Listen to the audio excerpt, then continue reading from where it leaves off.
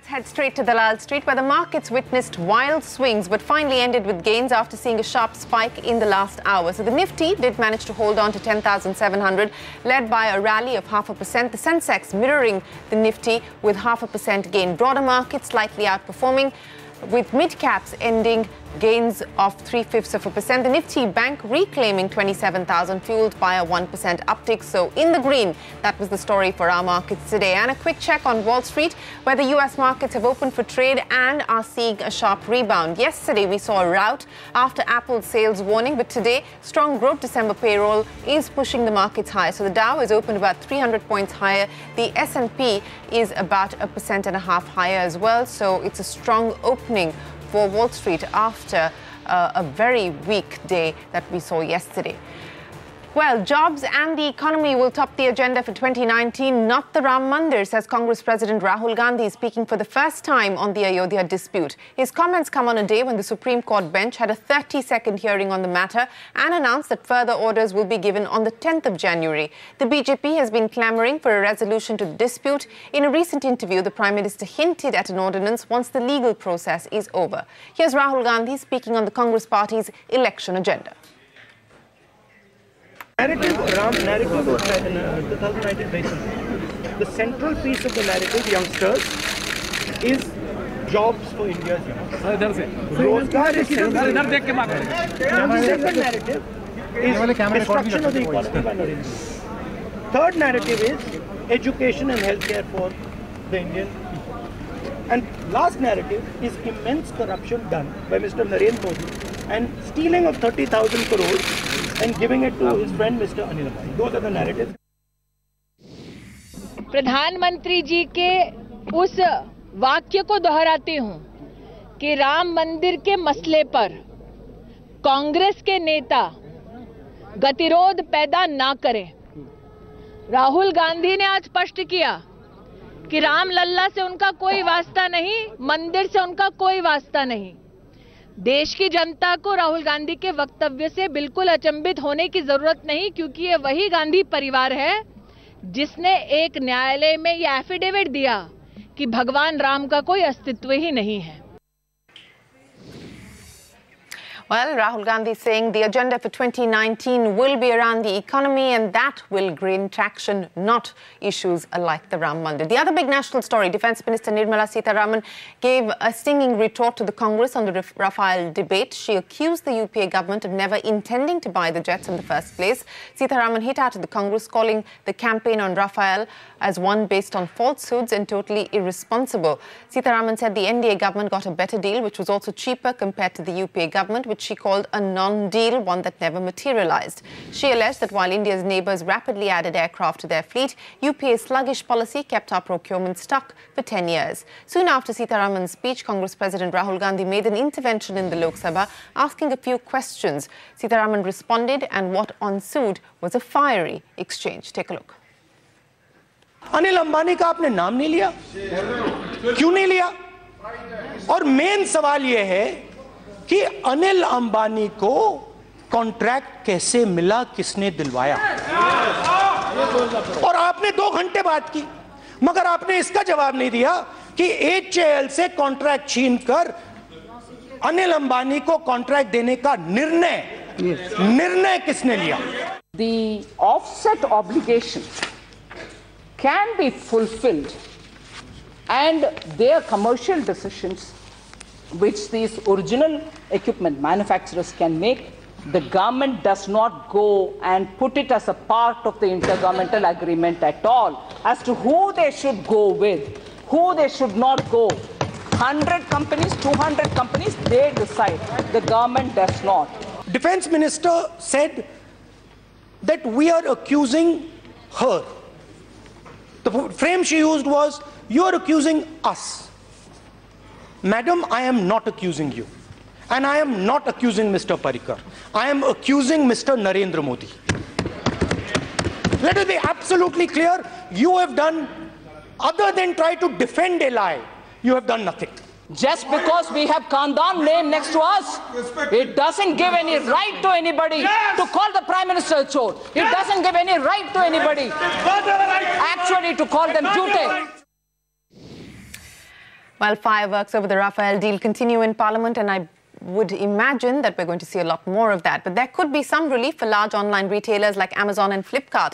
Days after issuing a new circular on FDI rules, the government has clarified that there is no ban on the sale of any private labels by marketplaces. Companies like Amazon and Flipkart own about 30% of their own brands, and there was confusion whether they could sell them on their platform after the new rules. The Department of Industrial Policy and Promotion in a statement said the government press release only aims at reiterating that the existing norms were implemented both in letter and spirit. But experts that we've reached out to suggest that there are several ambiguities that remain. Priya, take us through the clarification and how big of a relief is this for marketplaces, and what are the ambiguities that remain? Well, absolutely. Following the confusion surrounding the recent changes in the FDI policy on e-commerce, the DIPP has clarified on several counts. The government has reiterated the policy provisions to ensure better implementation of the policy in letter and spirit. Over the last couple of months, the government has continued to receive complaints on policy violation, and therefore the need for intervention has been mainly to ensure that the rules are not circumvented. The biggest relief that comes in is from the clarification for private labels. Now, the government has said that the present policy does not impose any restrictions on the nature of products sold on a marketplace. Therefore, players like Flipkart and Amazon get about 15% of their business from private labels. This is a big positive for them. Business strategy, investments, as well as supply chain have been modeled based on the growth of these private labels. So, therefore, these are also high margin categories for several of these e-commerce players. And with the government tightening screws around exclusive deals, discounting, and equity participation of online players and entities through the December circular, it raises questions around the sale of private brands as well, which has been clarified as a part of this circular. Other concerns are also expected to be addressed by players going forward, so that's a space that we will continue to track. Then as ICICI Bank and Axis Bank have received their share of payments from the SR Oil Rosneft deal. In fact, the shares of both these banks rallied in trade after we broke the news. Nimesh Shah joins us now with more details. Nimesh, relief coming in for both the private banks. Oh yes, in fact there is a big relief for both ICICI Bank and Axis Bank, because what I understand from sources, both ICICI Bank and Axis Bank have received full payment from the SR Rosneft deal, which happened in 2016. Now, as far as sources are concerned, for ICICI Bank, what I believe, they've got full $540 million as part of the full settlement from this SR deal in Q3, which is in December ended. So maybe in the Q3 numbers, this figure will be reflected in the PNL and in the balance sheet. As far as Axis Bank is concerned, what I'm understanding from sources, they have received close to 600 crores as part of the settlement in this deal. Now, both Axis Bank and ICICI Bank had provided full amount in the previous quarters with regards to this outstanding dues from SR Group. So now that the full money has come in the December ended quarter, this will be reflected in the performance of Q3 for both Axis Bank and ICICI Bank. As far as responses are concerned, Axis Bank very clearly wrote to us saying they do not offer comments on individual specific matters with regards to any particular deal. Whereas ICICI Bank very clearly said that they have nothing to respond to the CNBC debate inquiry. So as things stand, this is definitely positive news for both ICICI Bank and Axis Bank, because ICICI Bank has got final settlement of $540 million and Axis Bank has got close to 600 crores as part of the final settlement for closing of the SR Oil Rosneft deal, which happened in 2016. All right, Nimesh, thanks very much. Now, Indian IT can see outsourcing contracts worth over $43 billion coming their way in FY20. This as per data exclusively sourced by CNBC TV 18 from the Everest Group. Kritika joins us now with more. Kritika, take us through the breakup. Share with us the details of who the largest renewal deal customers are. You know, we don't see as many incremental new deals coming in, but you know, when you see deal renewals, you actually see the large traditional deals. So this time around, what we understand from the Everest Group, deals worth $43.4 billion are up for renewal in the period 2019-2020. So FY20 is the period when we're expecting them to come in. The bidding should start either soon or in a couple of months' time. Now, if you break it up, from the government sector, it's about 50% of these deals. 20% of these deals are from the BFSI sector, that is the banking and financial services, and tech and communication comprise about 10% of these renewal deals, and the remaining in allied sector. If you break it up further into geographies, as expected. US comprises about 38% of these renewals, 25% coming from UK. Interestingly, India is among the top 3 amongst these IT deal renewals, so 8% coming in from India. Now, you asked for specifics. We have been able to get some of the larger deals that are expected to be renewed very soon. So that includes, and the largest coming in, interestingly, from Zurich Insurance Group, worth $4 billion for infra services, app development, maintenance. Bharti Airtel's $2 billion contracts for app development, maintenance and infrastructure also coming up for renewal very soon at that. Saudi Telecom is about to renew contracts for $2 billion for BPO service. And from now, there's a lot of BPO services coming up. I would imagine that's because BPO services is about a 10-year contract, all of them coming to an end right now. So Sanofi is $1 billion worth of contracts for BPO services. Resolution Life Group, again, $1 billion for BPO services, and a slightly smaller, not too small, but a comparatively smaller deal from Swiss Re for BPO and insurance platforms. So as you can see, and if you look at the larger deals also, it's coming in from insurance, it's coming in from telecom, from tech space. And as the months progress, we should have some more clarity on the specific deals coming in from the government space. And that's where you'll actually see the big bucks coming in. All right, Kritika, thanks very much. How much will come the Indian IT way? And within the Indian IT pack, who is going to get a larger share of the pie? On to a CNBC TV 18 exclusive. Reliance Jio and Reliance Communication have written to the telecom department seeking a nod for their spectrum trading deal. Reliance Jio told the telecom department it wants to go ahead with the agreement with Reliance Communications. It has requested the DOT to clarify its position on the spectrum deal. Jio mentioned in its letter that both the Supreme Court and the Telecom Appellate Tribunal have already rejected the telecom department's plea for bank guarantees from Reliance Communications. Remember, Jio and Relcom have already extended the validity of the asset sale pact to June 28, 2019. And of course, standard disclaimer flashing on your screen. Reliance Jio is owned by Reliance Industries, which controls Network 18, which owns the channel that you're watching. Well, some relief could be in for startups. The Central Bureau of Direct Taxes, or the CBDT, has asked commissioners to stay all the demands under the angel tax till the 31st of March. Angel tax is basically a 30% tax that's levied on the funding received by startups from an external investor. However, this 30% tax is levied when startups receive angel funding at a valuation which is higher than its fair market value. Timsy Jaipuria is standing by with more details. Timsy, there has been an outcry from startups with respect to the IT notices that have been sent by the tax department.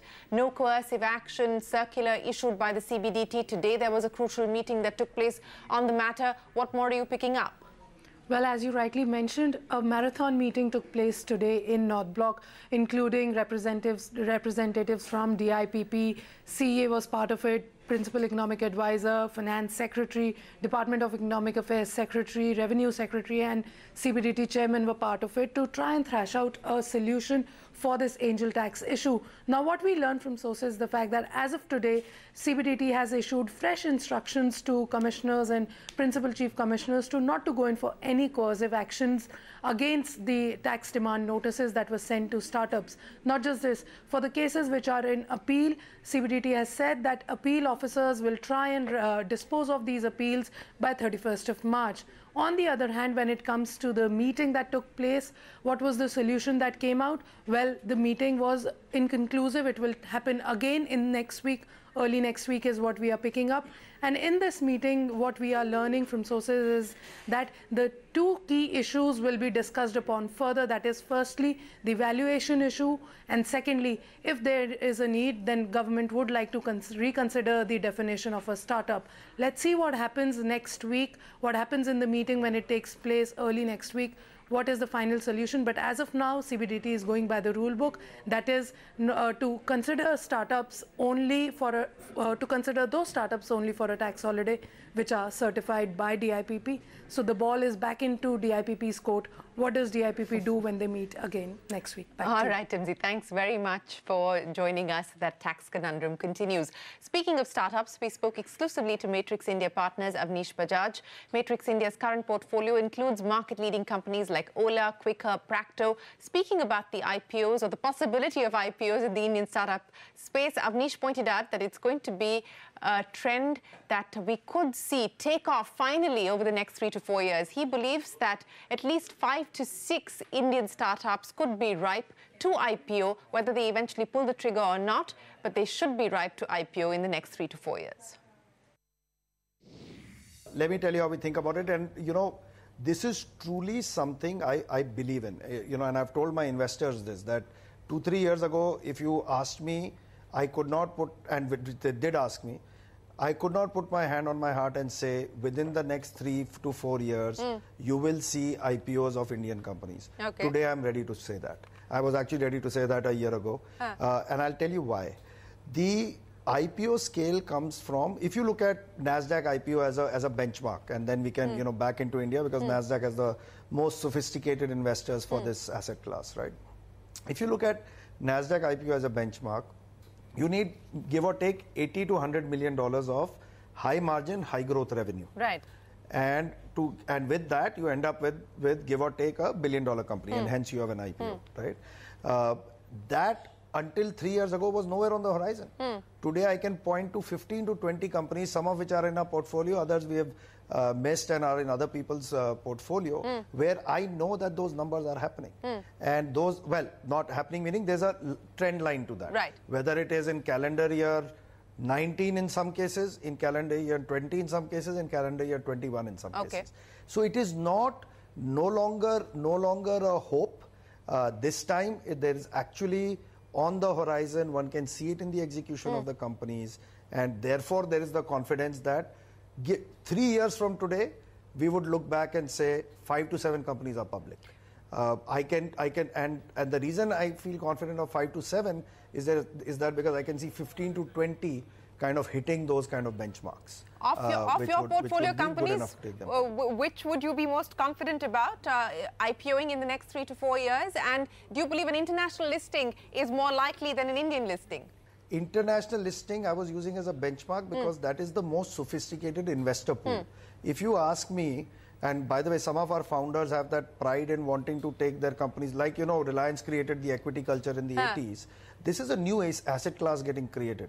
Why should it get created in India, right? Now, the issue is, I'm not sure the sophistication of the investors is there yet in India for this asset class. So using NASDAQ more as a benchmark. But I think some of it will be structural, but I think it will be 50-50 between companies that will go public here and public there, because some of these are household brand names and they'll get probably more of a premium here than in the US. In our portfolio, and I think the founders will shoot me for it, but whatever. Ola, Quicker, Daily Hunt, M-Swipe, 5-Star. I think these are the 5 that come to mind, top of the mind, which should be going public in that horizon.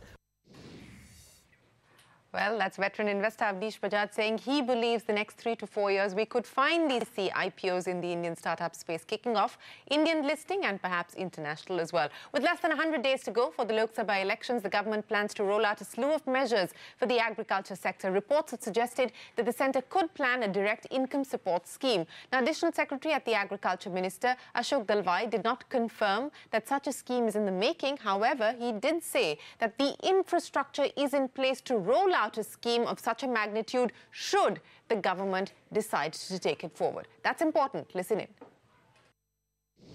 The direct benefit transfer after Aadhaar came into existence, it has been tried out in several schemes, whether it is scholarship for the students, the pensions for the old and the widows, for example, where the direct benefit transfer is already happening, including, for example, in LPG, where a direct benefit transfer scheme is in operation. That means today India has got good experience of handling DBT for different kinds of schemes.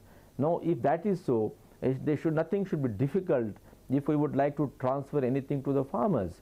So I can only say so much that I am not aware of the scheme that government would be bringing, but if and when the government takes a decision, then the executive machinery is always capable of rising to the occasion and using the existing platforms to achieve what the government directs. So that's important.